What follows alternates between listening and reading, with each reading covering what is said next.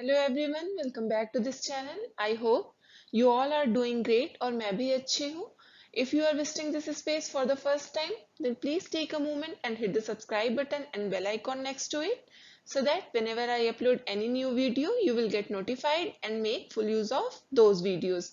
और अगर आप इस चैनल से पहले से जुड़े हैं तो thank you so much. Last video में हमने इन्फेंसी के बारे में देखा था, अंडरस्टैंडिंग ऑफ इन्फेंसी।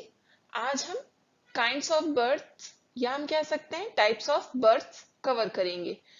अगर आपने अभी तक लास्ट वीडियो नहीं देखा है तो मैं आपसे रिक्वेस्ट करूंगी कि आप वो वीडियो भी देख लें, जिससे आपको इन्फेंसी के बारे में सारी चीजें क्लियर हो जाएं।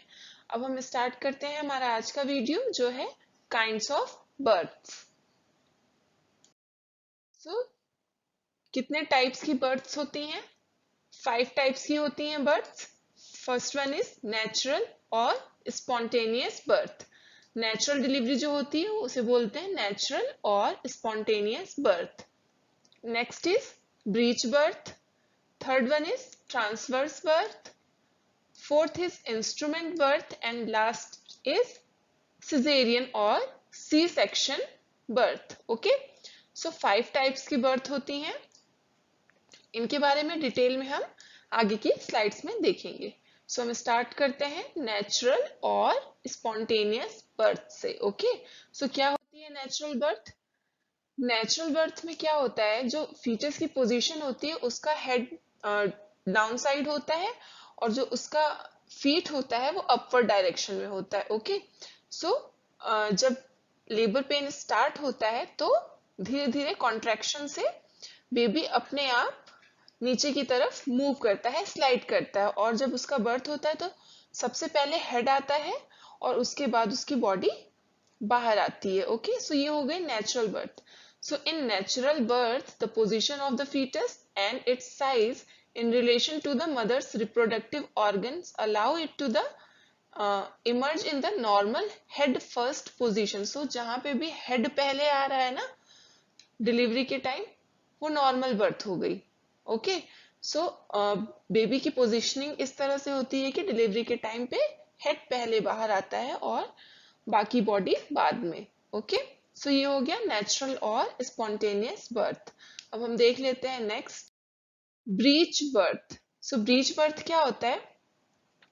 जैसे कि नेचुरल बर्थ में हेड पहले आया, ब्रीच बर्थ में डायरेक्शन चेंज हो जाता है, बेबी का बटक्स जो होते हैं वो पहले बाहर आते हैं और हेड उसके बाद बाहर आता है। Okay, in a breach birth the buttocks appears first followed by the legs and finally the head.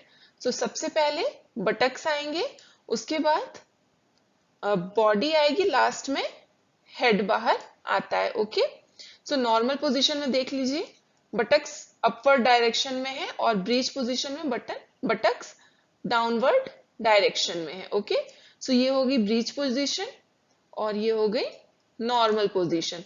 Delivery दोनों ही नॉर्मल हो रही है, लेकिन सिर्फ डिफरेंस इतना है कि नॉर्मल में पहले हेड बाहर आता है एंड ब्रीच में पहले बटक्स बाहर आते हैं। ओके,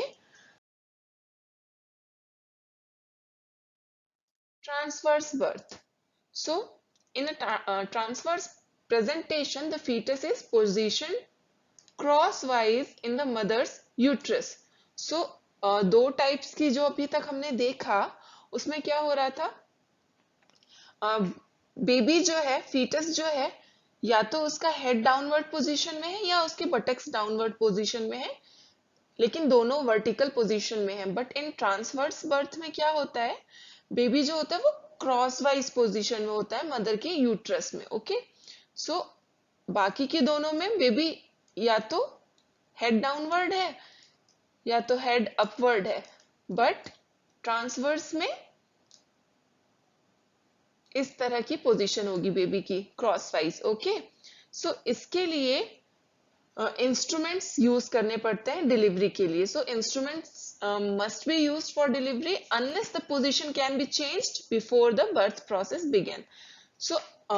बिफोर लेबर पेन अगर पोजीशन चेंज हो जा रही है तो नॉर्मल डिलीवरी हो जाएगी without using any instrument. But अगर तब तक पोजीशन चेंज नहीं हुई बेबी की, फीटस की, तब उस डिलीवरी को कराने के लिए इंस्ट्रूमेंट यूज करना पड़ता है। ओके, सो ये हो गई transverse birth. Next, instrument birth. So when the fetus is too large to emerge spontaneously or when its positions make normal birth impossible, instruments must be used to aid delivery. जैसा मैंने बोला, transverse position में normal birth possible नहीं है, उस condition में instruments use होंगे। और अगर फीटस का साइज बहुत बड़ा है, उस कंडीशन में भी इंस्ट्रूमेंट्स यूज होते हैं डिलीवरी के लिए, डिलीवरी को स्मूदन करने के लिए। सो कौन से इंस्ट्रूमेंट्स यूज होते हैं? First one is forcep and second one is vacuum extraction. So vacuum extraction के थ्रू भी डिलीवरी होती है एंड फॉरसेप की हेल्प से डिलीवरी होती है। और इस टाइप की जो डिलीवरी होती है उन्हें कहते हैं इंस्ट्रूमेंट बर्थ। ओके, सो कब होगा इंस्ट्रूमेंट बर्थ?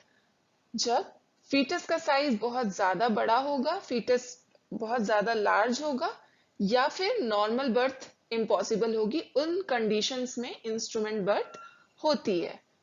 अब हम देख लेते हैं next. Last one is caesarean birth. So caesarean birth और सी सेक्शन कब किया जाता है? If X-rays taken during the latter part of pregnancy indicate that complications may result if the infant emerges through the birth canal. So, अगर ऐसी कोई condition दिखती है एक्सरे और अल्ट्रासाउंड में कि अगर नॉर्मल बर्थ हो रही है, सो बर्थ के टाइम पे कोई कॉम्प्लिकेशंस हो सकते हैं जो बेबी को और मदर को अफेक्ट करेंगे, उस कंडीशन में सी सेक्शन किया जाता है and the baby is brought into the world through a slit made surgically in the mother's abdominal wall. Okay, so बाकी कंडीशंस में नॉर्मल डिलीवरी होती है, बट सी सेक्शन कब ऑप्ट किया जाता है? जब कोई कॉम्प्लिकेशंस दिखती हैं एक्सरे और अल्ट्रासाउंड में। So this is all about kinds of birth. हम नेक्स्ट वीडियो में मिलते हैं। Till then, keep learning, keep studying, and please do consider subscribing and hit the bell icon next to it. Also, आप ये videos अपने friends के साथ भी शेयर करें, सो वो भी इन वीडियोस का फुल यूज कर पाए अपने स्टडीज में। Thank you.